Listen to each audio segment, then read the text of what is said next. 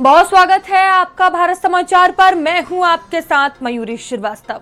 रुक करेंगे खबरों की ओर। सबसे पहले बात करेंगे कफ सिरप को लेकर। जी हां, भोपाल से बड़ी खबर है, जहां कोल्ड ड्रिंक कफ सिरप पीने से देश भर में कई बच्चों की मौत हो चुकी है, जिसमें अकेले मध्य प्रदेश में 11 बच्चों की जान गई है। इसके बाद मध्य प्रदेश सरकार ने सिरप और कंपनी को देखिए उत्पादों पर बैन लगा दिया है। इस मामले में परासिया के बाल रोग विशेषज्ञ डॉक्टर प्रवीण सोनी को गिरफ्तार भी किया गया। जांच में पाया गया है कि सिरप में 48.6% डाइथिलीन ग्लाइकॉल मिला था, जबकि यह मात्र 0.1% होना चाहिए था। पीड़ित बच्चों को सर्दी और बुखार की शिकायत थी और डॉक्टर की सलाह पर सिरप देने के कुछ ही दिनों में उनकी हालत गंभीर हो गई और किडनी इन्फेक्शन के कारण मौत हो गई। मुख्यमंत्री मोहन यादव ने घटना को भयावह बताते हुए कंपनी के खिलाफ सख्त कार्रवाई का आश्वासन दिया है।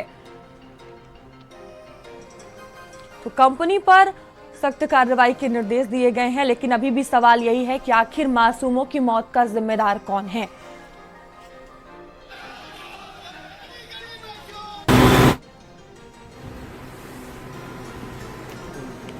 तो सवाल यही है कि आखिर बच्चों की जिंदगी से खिलवाड़ क्यों किया जा रहा है। और देखिए, ये चर्चा का विषय भी है, इस पर चर्चा करना भी बेहद जरूरी है। हमारे साथ कुछ डॉक्टर्स जुड़े हुए हैं। सबसे पहले परिचय करा देती हूं मैं, जहां डॉक्टर नरेश चावला है हमारे साथ, पूर्व राष्ट्रीय संयुक्त सचिव आईएमए की तरफ से। बहुत स्वागत है सर आपका भारत समाचार पर। और डॉक्टर आशुतोष वर्मा है, वरिष्ठ बाल रोग विशेषज्ञ है। सर आपका भी बहुत स्वागत है। और हमारे सहयोगी कफील भी हमारे साथ जुड़े हुए हैं। सबसे पहले कफील, मैं आपके पास आऊंगी। अगर यूपी की बात की जाए तो क्या कुछ अलर्ट जारी किया गया है? स्वास्थ्य विभाग कितना अलर्ट नजर आ रहा है? क्योंकि देखिए, सिरप को लेकर अब सभी लोग डरे हुए हैं, जिस तरह से बच्चों की मौत के मामले सामने आए हैं।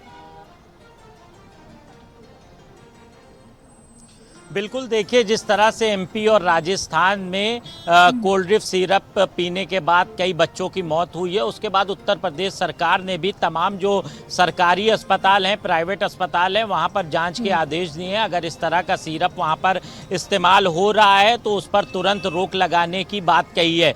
इसके अलावा जो श्रीसन फार्मास्यूटिकल कंपनी है, उसका ये सिरप था, उसके खिलाफ मुकदमा भी दर्ज करा दिया गया है अन्य राज्यों में। फिलहाल उत्तर प्रदेश में लगातार सतर्कता बढ़ाई गई है। डिप्टी सीएम ब्रजेश पाठक ने भी निर्देश दिए हैं कि जहां जहां इस तरह के सिरप इस्तेमाल हो रहे हैं उनको लैब भेजा जाए, वहां पर उनकी जांच कराई जाए। जिस तरह से ये घटना सामने आई है काफ़ी दर्दनाक है। और ये जो कोल्ड ड्रिंक सिरप है, इसमें खतरनाक केमिकल डीईजी पाया गया है, जिसके चलते जो बच्चों को नुकसान कर रहा है उससे उनकी मौत हुई है। अब देखना ये होगा कोल्ड ड्रिंक सिरप को किस तरह से बैन किया जाता है। इसके अलावा इसी तरह के तमाम ऐसे जानलेवा सिरप है जो मार्केट में बिक रहे हैं, उनको कैसे चिन्हित किया जाता है। अब ये उत्तर प्रदेश सरकार ने भी जो निर्देश जारी किए हैं, उसके बाद जो खाद्य रसायन एवं औषधि प्रशासन विभाग है वो लगातार अब छापेमारी शुरू कर रहा है। अब देखना ये होगा और कितने ऐसे सिरप मार्केट में टहल रहे हैं जो लोगों की जान के साथ खिलवाड़ कर रहे हैं और लोगों की जान के लिए मुसीबत बने हैं। बिल्कुल, कहीं ना कहीं जांच का विषय है, एक बड़ा मामला है। डॉक्टर चावला, मैं आपके पास आऊंगी। क्या वाकई ये सिरप इन बच्चों की मौत का जिम्मेदार है? क्या इतना जहर है सिरप में? देखिए मयूरी श्रीवास्तव, ये सिलसिला आज से नहीं तकरीबन 20 दिन से चल रहा था। अब ये सुर्खियों में ज्यादा आया है। इसमें स्पष्ट है कि ऑफ कोर्स जो कफ सिरप है, नॉर्मली हम कहते हैं कि 5 साल से कम के बच्चों को ओटीसी यानी कि सीधा केमिस्ट काउंटर से ना लिया जाए, किसी डॉक्टर के प्रिस्क्रिप्शन पे ही लिया जाए, number 1। Number 2, how would doctor know, एक डॉक्टर कैसे जानेगा एक जो सिरप है जिसमें डाइथाइल ग्लाइकोल जिसकी मात्रा 0.1% है, होनी चाहिए कायदे से फार्माकोपिया के हिसाब से, और वो 48% है। इवन आपके चैनल के माध्यम से मैं इस बात पर भी प्रोटेस्ट करूंगा, डॉक्टर को दोषी कैसे करार किया जा सकता है? ऑब्वियसली गलती कोई है तो मैं स्पष्ट कहना पसंद करूंगा, it is a mistake of number 1 manufacturer, number 2 जो वहां का फार्मासिस्ट है, नंबर 3 जो ड्रग इंस्पेक्टर है, नंबर 4 अगर कोई कोलैटरल दोषी है तो ड्रग कंट्रोलर होगा, डायरेक्टर जनरल होगा। Obviously doctor can not be taken as fault, number 1। लेकिन कुछ भी हो, आपके चैनल के माध्यम से स्पष्ट है। हिंदुस्तान में जो कि एक वर्ल्ड लीडर है, हेल्थ लीडर है, जो कि हम खुलेआम कहते हैं कि हमारा देश it has the best of medical facilities, जो कि हम कहते हैं world class tertiary care facilities हमारे देश में है। हमारा देश एक कहते हैं कि एक टूरिस्ट मेडिकल टूरिज्म नेशन बनने जा रहा है, बनने का जा रहा है। दुनिया भर के लोग न केवल अफ्रीका, एशिया, इवन यूरोप और अमेरिका से हमारे देश में इलाज करवाने आते हैं। ये रेपुटेशन बहुत ही खराब रेपुटेशन है कि सिर्फ बच्चे ने पिया और धीरे धीरे उसके गुर्दे खराब हो गए और उसकी डेथ हो गई। It is not only serious but extremely serious. इसकी तह तक जाना चाहिए। मैं आपको याद दिलाना पसंद होगा मयूरी कि आज से कुछ साल पहले, आई थिंक साल डेढ़ पहले, ऐसा ही एक कफ सिरप हमारा दो विदेशों में, उज्बेकिस्तान और गाम्बिया में गया था और बहुत बदनामी हुई थी कि वहां से एक्सपोर्ट भी हो गया हमारे देश से, वहां मिल भी गया और कुछ डेथ्स हो गई। तो इसकी तह तक जाना चाहिए। अक्सर होता क्या है, जब तक बात सुर्खियों में रहती है मीडिया की, तब तक कोई लोग ध्यान देते हैं। As soon as it is over the issue is closed. ऐसा ना हो, बात की तह तक जाते हुए जिस किसी की मिस्टेक है सख्ती से कार्रवाई हो और कहते हैं ना कि जो भी रिस्पॉन्सिबिलिटी है, अकाउंटेबिलिटी पिन पॉइंट होनी चाहिए। ऐसा नहीं होना चाहिए। हर बच्चा, हर जान हिंदुस्तान में इंपॉर्टेंट है। मैं आपको बता दूं मयूरी कि अगर ये काम किसी वेस्टर्न नेशन में हो जाए ना, मैं कहता हूँ सारे क्या हॉस्पिटल मैनेजमेंट से लेके इंस्पेक्टर से लेके सबको रिजाइन करना पड़ता है। तो मेरे देश में जो कि आगे बढ़ रहा है उसमें ऐसा नहीं होना चाहिए कि बच्चों की जान चली गई। सर, एक बड़ा मामला है, जांच का विषय है, क्योंकि देखिए कहीं ना कहीं सिस्टम पर बड़ा सवाल उठ रहा है। डॉक्टर आशुतोष, आप इस मामले को किस तरह से देख रहे हैं? क्या इन बच्चों के मौत का जिम्मेदार वाकई सिरप को मानते हैं या सिस्टम का फेलियर मानते हैं? और जिस तरह से इस सिरप में जो केमिकल पाया गया है, डीजी केमिकल इसे कहा जा रहा है, किस तरह से यह शरीर पर असर करता है? धन्यवाद मयूरी जी। और आपके दर्शकों के माध्यम से मैं इस बात को मेडिकली भी समझाने की कोशिश करता हूँ। जिस कफ सिरप में जिसकी बात कर रहे हैं, इसमें एक लेवल से ज़्यादा डाइथिलीन ग्लाइकॉल, डाइथिलीन ग्लाइकॉल कोई पॉइजनस सब्सटेंस नहीं है, लेकिन उसकी अगर कुछ परसेंटेज से ज़्यादा हो जाए तो वो नुकसान करती है। जैसे बहुत से त्वचा रोग विशेषज्ञ डर्मेटोलॉजिस्ट डाइथिलीन ग्लाइकॉल का प्राय अपनी क्लिनिक्स में इस्तेमाल करते रहते हैं और आराम से करते हैं, कोई परेशानी होती। विशेषज्ञ के अंतर्गत ये अगर काम होता है तो बहुत ही सेफ है। लेकिन अगर वो बच्चों के अंदर चला जा रहा है और वो भी 48% तक, मतलब 50 गुना ज़्यादा जा रहा है, तो ये किडनी के अंदर क्रिस्टलाइजेशन करता है और 36 घंटे के अंदर डेथ पॉसिबल है, और जो कि हुआ है। ये एक बहुत खतरनाक और बहुत दुखद है। लेकिन इसको समझने की ज़रूरत है कि ये हो क्यों रहा है। हम बार बार इस बात को करते हैं कि एज अ पीडियाट्रिशियन मैं आपको बोलूँ, कफ सिरप नाम की कोई भी चीज़ हमारी पीडियाट्रिक्स में नहीं होती है। और DGCI मतलब ड्रग कंट्रोलर ऑफ इंडिया को इस बात को समझना चाहिए कि कफ सिरप कुछ भी नहीं होता है। कफ अगर बच्चे में हो रहा है तो वो न्यूबॉर्न्स में भी हो सकता है, वो 3 से 4 साल के 4 साल के ऊपर बच्चों के स्कूल गोइंग में भी हो सकता है, और एडोलेसेंट और एडल्ट में भी हो सकता है। तो कफ की अलग अलग वजह हो सकती है।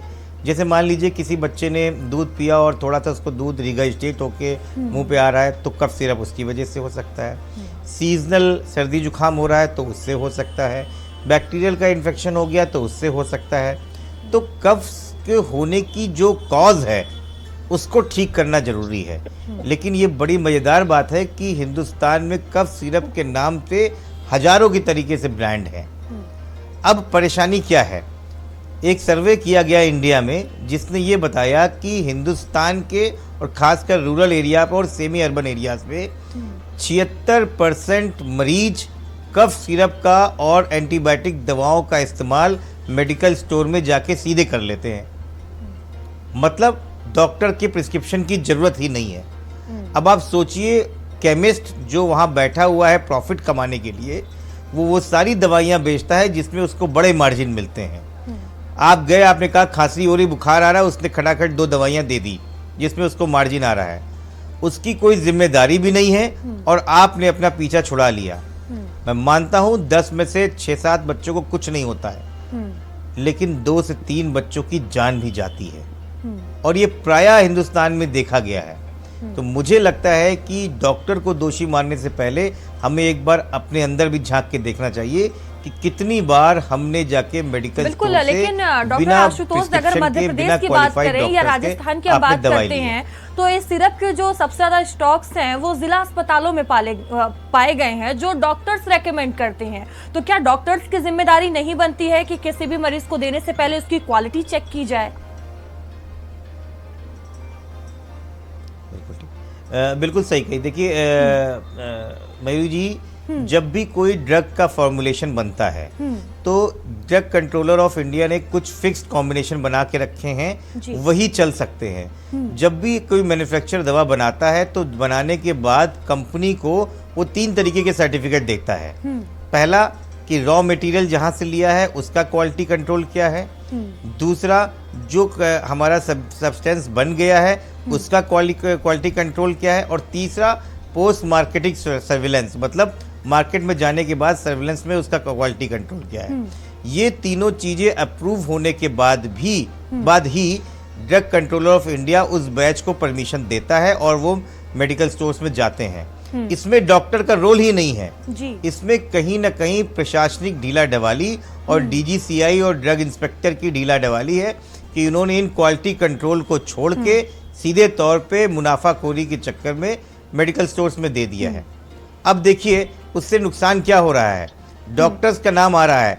अरे डॉक्टर्स कभी टेस्ट करके तो नहीं देता ना कि इस सिरप में इतना डाइथिलिन ग्लाइकॉल है या इतना कफ सिरप में ये है जी। उसको तो दवा पता ही है जो गवर्नमेंट ने सप्लाई करी है। अब बेचारा डॉक्टर सरकारी अस्पताल की दवा ना लिखे तो परेशानी और लिखे तो परेशानी।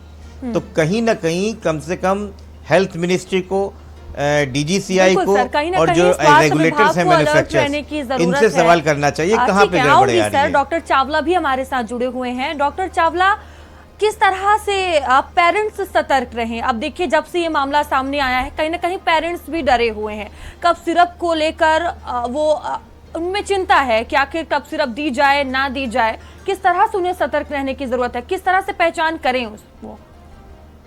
देखिए मैं बता दूं कि जैसे डॉक्टर आशुतोष भी बता रहे थे, जो न्यूनेट्स हैं यानी कि अप टू 1 ईयर तक ऐसे ओटीसी कफ सिरप बच्चों में दिए ही नहीं जाते। कफ सिरप का एक रोल होता है, या तो वो एक ब्रोंको डायलेटर होता है यानी कि सांस की नलियां खोलने के लिए होता है। सिंपल कफ सप्रेसेंट्स पेशेंट्स को, छोटे बच्चों को सख्ती से दिए जाए। मैं कहूंगा उसके लिए देसी तरीके, आप सिंपल स्टीम इनहेलेशन दे सकते हैं, बच्चे को आप नेबुलाइजर दे सकते हैं। लेकिन ऐसे आंखें बंद करके लोगों का कफ सिरप खरीदना, होता क्या है हिंदुस्तान में, आधा समय का बचाव वो आधा पैसे का बचाव। हिंदुस्तान एक कहते हैं अमीर देश भी है और गरीब देश भी है, लेकिन लोगों की जानकारी संभव इतनी कम है। और जहां तक अक्सर ये कहते हैं कि डॉक्टर्स कम हैं, सुविधाएं कम हैं, तो मैं कहूंगा खुलेआम प्राइवेट डॉक्टर्स भी, इंडियन मेडिकल एसोसिएशन के ऑलमोस्ट 3.5-4 लाख डॉक्टर्स हिंदुस्तान के कोने कोने में बैठे हुए हैं। और प्राइवेट भी गवर्नमेंट डॉक्टर्स भी मौजूद हैं। हालांकि पता चला है कि कई सब सेंटर्स पे और प्राइमरी हेल्थ सेंटर्स पे फार फ्लंग एरियाज में डॉक्टर्स की कमी है। लेकिन एक शॉर्टकट काटना, बच्चे को खांसी लगी, आपने दाएं बायां देखा नहीं, जब एक केमिस्ट से कफ सिरप लिया, पिला दिया, नुकसान हो गया। और जहां तक इस कफ सिरप की बात है जिसकी डाइथिलिन ग्लाइकोल है, मुझे पता चला है मेरी जानकारी से, इसके स्थान पे प्रोपाइलिन ग्लाइकोल इस्तेमाल किया जाए तो वो मच लेस वो खतरनाक है। लेकिन ये मेरा काम नहीं है कमेंट करना, ये तो जो फार्माकोपिया स्टडी करते हैं, जो फार्मासिस्ट दवाएं बनाते हैं, जो मैन्युफैक्चरर्स हैं, basically it boils down to the manufacturer यानी कि जहां फैक्ट्री में दवाइयां बन रही हैं वहां ओवरडोजिंग कैसे हुई। अगर वो ओवरडोजिंग हुई तो उसको वहां के बनने से पहले बैच का पूरा टेस्टिंग होती है। एक सरकारी अस्पताल में बैठा हुआ डॉक्टर, जिसको कहा जाता है श्रीमान डॉक्टर, आप ये आपके हॉस्पिटल में अवेलेबल है, आप ये लिख सकते हैं, वो तो वही लिखेगा। हाउ वुड ही नो कि मुझे उसमें उस पर्टिकुलर डाइथिलिन ग्लाइकोल की मात्रा ज्यादा है। सो कहते हैं कि लॉपसाइडेड प्रायोरिटीज और गलत हाथ चीज रोकी जा रही है। वो कहीं ना कहीं कोई धांधलेबाजी के चक्कर में जो सही दोषी है उसको बचाया जा रहा है। तो सख्ती से मैं कहता हूं, एक बार पहले भी हो चुका है, 2 बार पहले हो चुका है, जहां तक मुझे मालूम है 1.5-2 साल में। इस बार हुआ, ये अंत होना चाहिए। नॉट ओनली फॉर, अब मत भूलिए जो एक ये कांड अनर्थ हो रहा है, जिसको हम ढूंढ रहे हैं, बता रहे हैं, ऐसे कई छुटपुट होते भी होंगे तो पता नहीं चलता होगा। India is a big country, 140 crore लोग हैं, लेकिन हर जान कीमती है। सोच के देखो उस बच्चे के माँ बाप की व्यथा। आजकल बच्चे कम पैदा होते हैं और कम पैदा होने के बाद अगर ऐसे किसी का इकलौता बच्चा मर जाए तो उसका क्या गुजरेगा। तो इसको बिल्कुल भी एक ह्यूमन रिसोर्स बड़ा तगड़ा नुकसान है, इसको गहराई से पता किया जाए। और आपने पूछा कि क्या किया जाए, कब से दे के ना दे, तो जैसा कि मैं पहले बोल चुका हूँ, हाइड्रेशन, माँ छोटे नवजात शिशु में माँ का दूध देना, बच्चे का हाइड्रेशन का ख्याल रखना, बच्चे को सिंपल स्किन इनहेलेशन देना, ये चीजें कहीं ज्यादा बेहतर है। थोड़े और बड़े बच्चे में और कई देसी तरीके हैं जिससे हम बच्चे की खांसी रोक सकते हैं। तो ये नहीं कि बच्चा खू खू कर रहा है तो माँ बाप ने कहा जिसकी आवाज ना आए रात को ये भी सो जाए और हम भी सो जाए, उस चक्कर में ऐसा सिर लाया जिससे बेचारा मौत की नींद ही सो गया। तो ये प्रैक्टिस गलत है। एक मैं समझता हूँ गवर्नमेंट ऑफ इंडिया की तरफ से और स्टेट हेल्थ डिपार्टमेंट की तरफ से बाकायदा एक एडवाइजरी जारी होनी चाहिए कि आप ऐसे केमिस्ट, ओवर द काउंटर से केमिस्ट से कफ सिरप लेके छोटे बच्चों में, बड़ों में तुम छुटपुट गलती करो, कोई स्मोकर है, एडल्ट में कुछ ऐसा सिरप दे रहे हैं तो इतना नुकसान होने के चांसेस कम है। लेकिन छोटे बच्चे, उनकी जान बहुत जरूरी है। छोटे बच्चे और एल्डरली एज ग्रुप, इन दोनों ग्रुप्स में हमें जो है ख्याल ज्यादा करना चाहिए। बिल्कुल डॉक्टर आशुतोष, देखिए अक्सर होता है जो पेरेंट्स हैं वो नॉर्मल सर्दी जुकाम या खांसी के लिए मेडिकल से दवा ले लेते हैं, हमेशा ये होता है। कितना सही है ये, और इसके लिए क्या स्टैंड लेना जरूरी है स्वास्थ्य विभाग को? नहीं मयूर जी, मैं उसी बात को स्ट्रेस कर रहा हूँ जी। सभी देशों में, वेस्टर्न कंट्रीज में जाइए या अमेरिकाज में जाइए, वहाँ पे कुछ लेबल्ड ड्रग्स होती हैं जिनको हम बोलते हैं OTC drugs, over the counter drugs. आप कभी एयरपोर्ट पे जाइए तो वहाँ फार्मेसी है, आप जाइए कि मुझे फलां दर्द की दवा दी नहीं है, तो एक लेवल तक की दवा आप वहाँ से ले सकती हैं। तो गवर्नमेंट ऑफ इंडिया को या हेल्थ डिपार्टमेंट को तुरंत स्ट्रिक्ट एक्शन लेना चाहिए। ओटीसी ड्रग जो ओवर द काउंटर ड्रग है उसका नामकरण करना चाहिए और वही ड्रग्स केमिस्ट के पास रहनी चाहिए। और कोई भी केमिस्ट अगर बिना प्रिस्क्रिप्शन के कोई दवा देते हैं तो उसके ऊपर लीगल एक्शन लेनी चाहिए। ये पहली चीज़ है। और जैसे कि डॉक्टर चावला कह रहे थे, मैं इस बात पे बिल्कुल सहमत हूँ, ये हमें तभी समझ जाना चाहिए जब एक खेप कफ सिरप का अफ्रीकन, साउदर्न अफ्रीका में दिया था और मिडिल ईस्ट की कुछ कंट्रीज़ में गया था, जहाँ से वहाँ भी कुछ बच्चों की मौत हुई थी और उसके ऊपर केसेस आज भी चल रहे हैं। 50 से ज़्यादा बच्चों की सर मौत तभी हमको रेड अलर्ट हो जाना चाहिए आज जी। और आज हमारे देश में कमोबेश वही स्थिति है। तो हम उन सीख से, उन गलतियों से तब तक नहीं सीख रहे हैं जब तक मार हमारे ऊपर ना पड़े।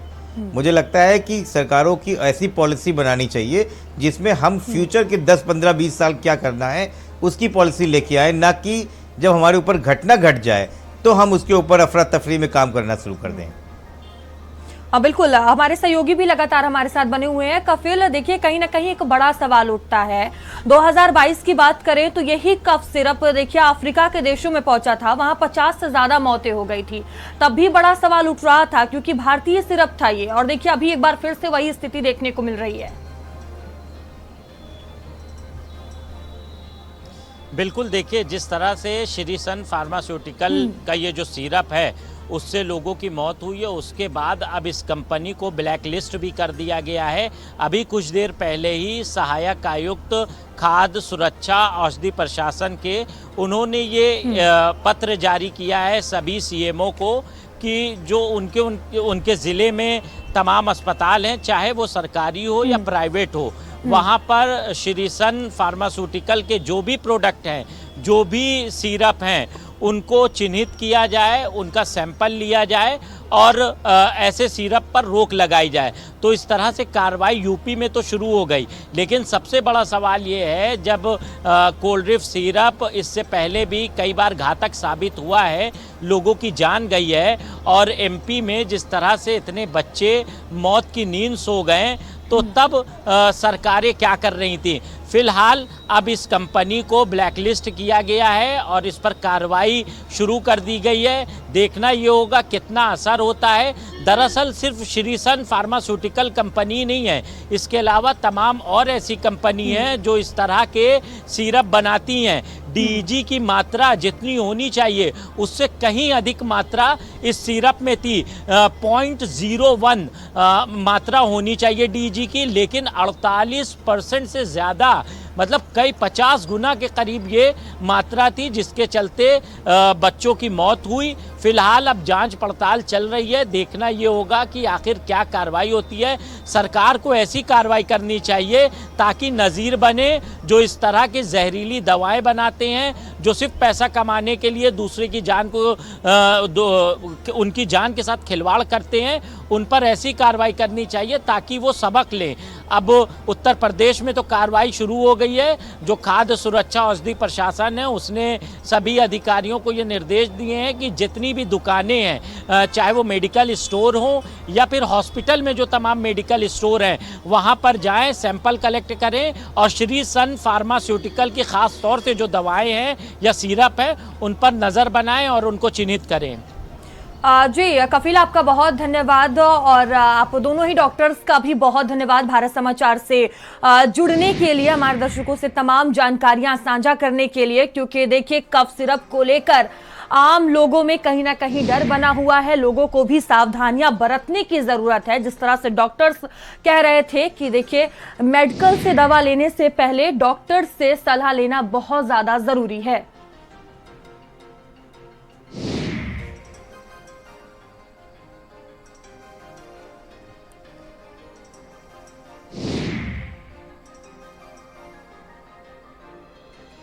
और खबर